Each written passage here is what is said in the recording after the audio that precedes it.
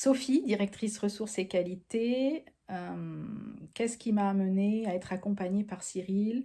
Mes difficultés, l'objectif de ce coaching, eh bien, c'est mon directeur. Quelques mois auparavant, j'avais dû gérer un conflit assez compliqué dans lequel je me suis engagée émotionnellement, psychologiquement. Ça m'a coûté du stress, de la fatigue, de la colère, beaucoup d'énervement. Et il trouvait que j'avais donc pas eu la bonne attitude et que j'avais pas suffisamment pris de recul par rapport à ça et que je devais apprendre à lâcher prise. Donc je suis allée le voir. J'ai vu Cyril en début janvier et tout de suite, je dirais que ça a accroché. En fait, on était sur la même longueur d'onde. Ce qu'il me disait me parlait. Il m'a tout de suite mise en confiance. Il m'a rassurée en me disant que si j'étais là, c'est parce que j'avais tout ce qu'il fallait pour y être.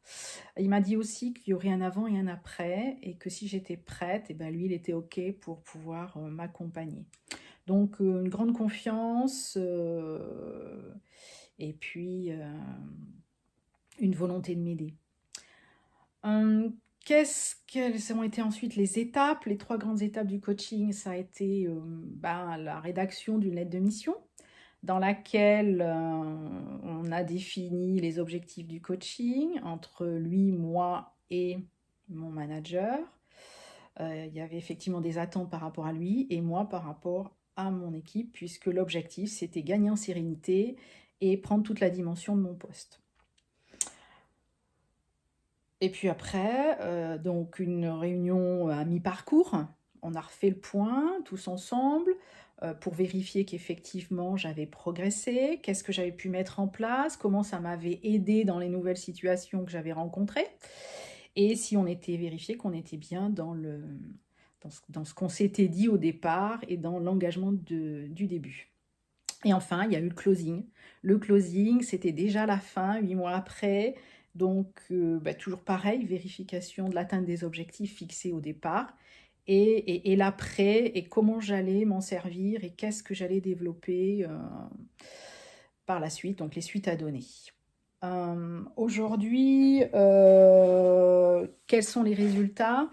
Eh bien, j'utilise surtout une chose, qui est que je suis la seule à décider de ce qui va m'atteindre et de ce que j'ai envie de faire et que personne d'autre que moi n'est responsable de ce qui m'arrive.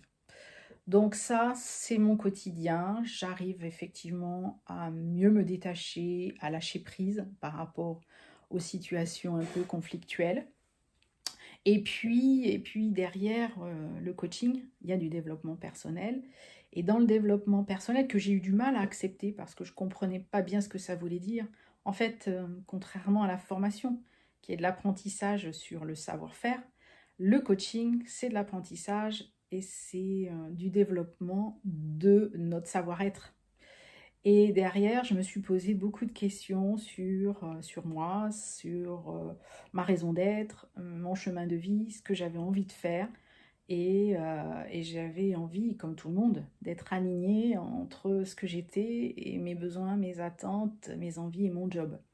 Donc aujourd'hui, bien, je me suis engagée et je vais m'engager dans la RSE pour le compte de l'entreprise parce que j'y vois plein de leviers en phase avec mes valeurs personnelles et j'y vois plein de solutions à apporter, enfin des solutions, j'espère, pour nos collaborateurs, pour les aider au quotidien dans leur travail. Ça va être aussi bien sûr de la reconnaissance effectivement pour les managers que du savoir-vivre, du savoir-être, la qualité de vie au travail. Voilà. Donc, si j'avais à vous recommander de travailler avec Cyril, eh bien, je vous dirais que, au-delà de ce qu'on attend d'un coach, et qu'il a forcément donc la compétence, l'expérience, le savoir-faire, derrière Cyril, il y a une vraie sincérité. Une sincérité, de la bienveillance et de l'écoute qui font qu'il y a une vraie humanité et qu'on peut lui faire confiance, qui vous donne confiance en vous, en vos capacités et, et ça c'est chouette. Donc allez-y, foncez, n'hésitez pas, il est le meilleur.